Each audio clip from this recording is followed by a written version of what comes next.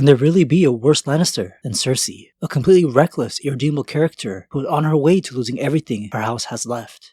Where the books left off, Cersei hasn't reached the same level of villainous status as the show's counterpart. Remember, the Faith just let her out of her temporary prison cell for the treasonous accusations. No terrorism as of yet. Still, just a hateful, bumbling fool who played a part in getting her husband / the king killed.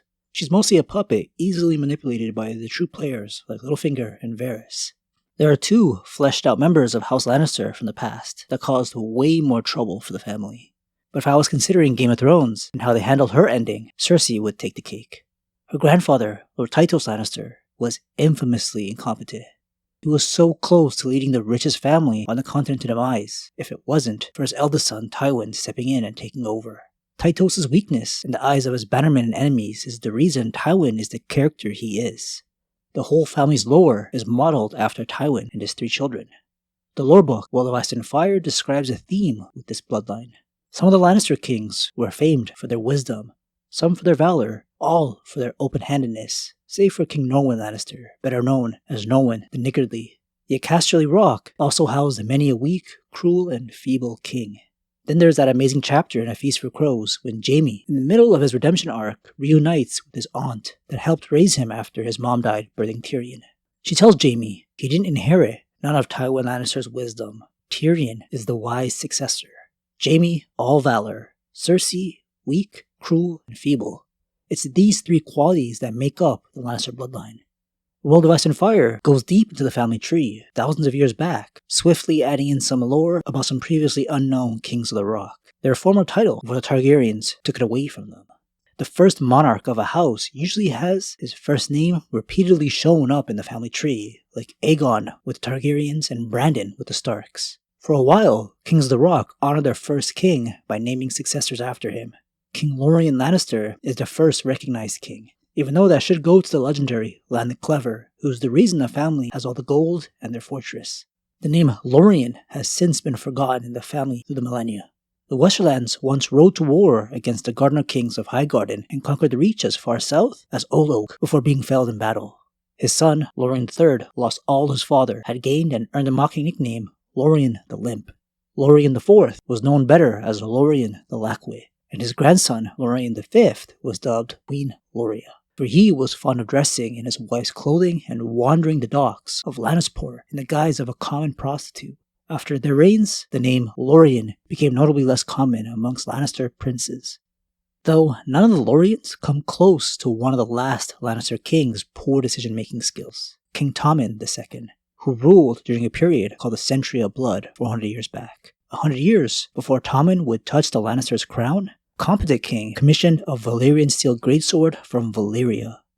Owning a Valyrian steel weapon was the ultimate sign of status. No one outside Valyria's fire and blood sorcerers learned how to magically forge this steel, sharper and lighter than anything else out there. They got the sword, called it Brightroar to match the lion theme they have going on, but then Valyria, as they knew it, was destroyed in a matter of hours. The most powerful civilization in this whole story, gone. Their expensive greatsword just became priceless, like the rest of the few Valyrian steel items still in circulation. But Brightroar was lost more than a century later, when Tommen II carried it with him when he sailed with his great fleet to ruined Valyria, with the intention of plundering the wealth and sorcery he was sure remained. The fleet never returned, nor Tommen, nor Brightroar. The last report of them is found in a Valentine chronicle called The Glory of Volantis. There it stated that a golden fleet bearing the Lion King had stayed there for supplies, and that the Triarchs lavished him with gifts. The chronicle claims that he swore that half of all he found would be given to the Triarchs in return for their generosity, and a promise to send their fleet to his aid when he requested it. After that, he sailed away. The year after, the chronicle claims that the Triarch Barcolo Tagaros dispatched a squadron of ships towards Valyria to see if any sign of the Golden Fleet could be found. They returned empty-handed. To think one of the last few Valyrian steel weapons in the world was lost, only a couple generations after its forging.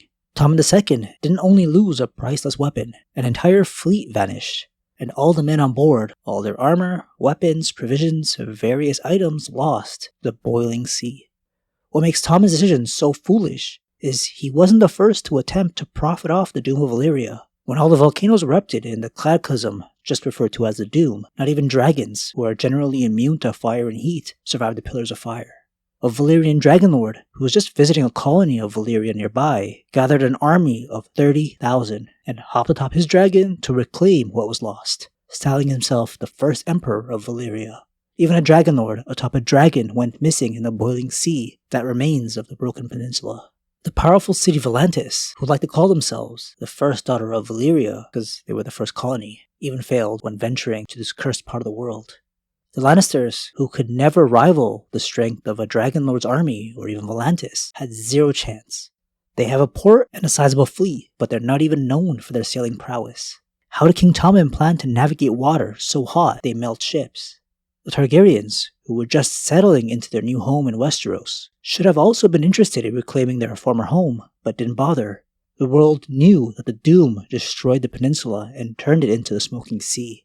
The more competent rulers of Essos decided to stay far away from the Smoking Sea and focus on absorbing Valyria's power in other ways. A power vacuum was created immediately after the Doom. The story entered a period called the Century of Blood, where the rich tried to get richer and the previously enslaved gained independence. The real winners of the Century of Blood were the Dothraki in Essos and the Targaryens in Westeros. Both were damn near nobodies in comparison to the major Dragonlord families. Targaryens were just minor rulers with 5 dragons before the Doom. The other Dragonlords even mocked them when they migrated to Westeros, believing they couldn't handle the competitive heat. The Dothraki are only capable of pillaging other cities, with their mass numbers and strength. Fighting on horseback was impossible against dragon riders in the past, but now they make established groups of people go extinct to carve out more land for themselves, and just taking other people's shit.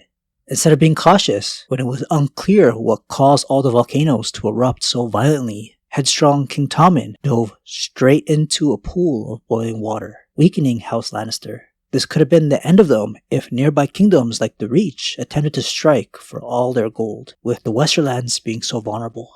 But the Century of Blood was very peaceful on Westeros compared to what was going down across the narrow sea at Essos. The sword Brightroar was only mentioned to be used in battle once. The predecessor to Tommen, King Lancel IV of his name, is said to have beheaded the Ironborn King, Harold Half-Drowned, and his heir with a single strike of the Valyrian steel greatsword Brightroar at the Battle of Lance Point. He later died in the battle at Red Lake whilst attempting to invade the Reach. A pretty cool feat for this Valyrian steel sword in King Lancel, a double kill with a single swing. This priceless sword should have stayed at Castle Rock, safe from anything going wrong during Tommen's dumb voyage. In the current The Song of Ice and Fire timeline, Brightroar is brought up. Tywin's younger brother, Jaerion, is one of those Lannisters that are all valor, no brains, like King Tommen and even Jaime. Tywin's keen sister even remarks that Jaime and his uncle Jaerion share the same smile, a way for us readers to know she takes after him. Tywin's relations with his brother Tyget and Jaerion were notoriously stormy. He showed more regard for his brother Kevin, close confidant and constant companion since childhood, and his sister Jenna. But yet, even in those cases, Tywin Lannister appeared more dutiful than affectionate. In A Dance with the Dragons, the last book written so far in the series, Tyrion gets dangerously close to the waters that took the lives of his more foolish family members. Whilst sailing from Volantis to Qarth, his captain decides to stay close to the notorious Smoking Sea. Staying far as possible from the Smoking Sea is the safest bet, but prolongs any voyage. Staying close to the coast saves a bunch of time. Only the brightest stars were visible. All to the west, a dull red glow lit the sky to the northeast, the color of a blood bruise.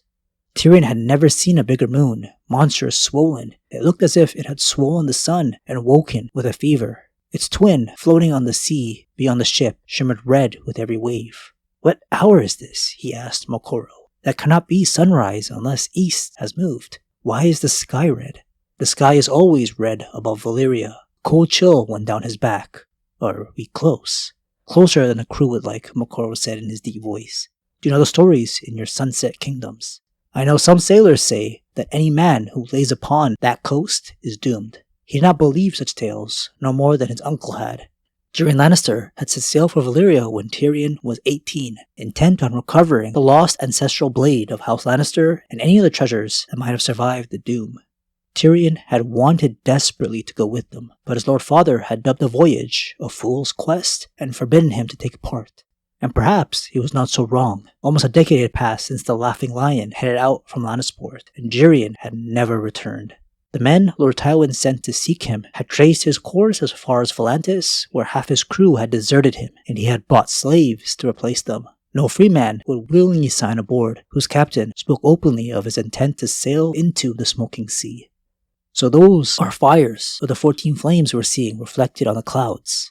14 or 14,000. What man dares count them? It is not wise for mortals to look too deeply at those fires, my friend. Those are the fires of God's own wrath, and no human flame can match them. We are small creatures, men, some smaller than others.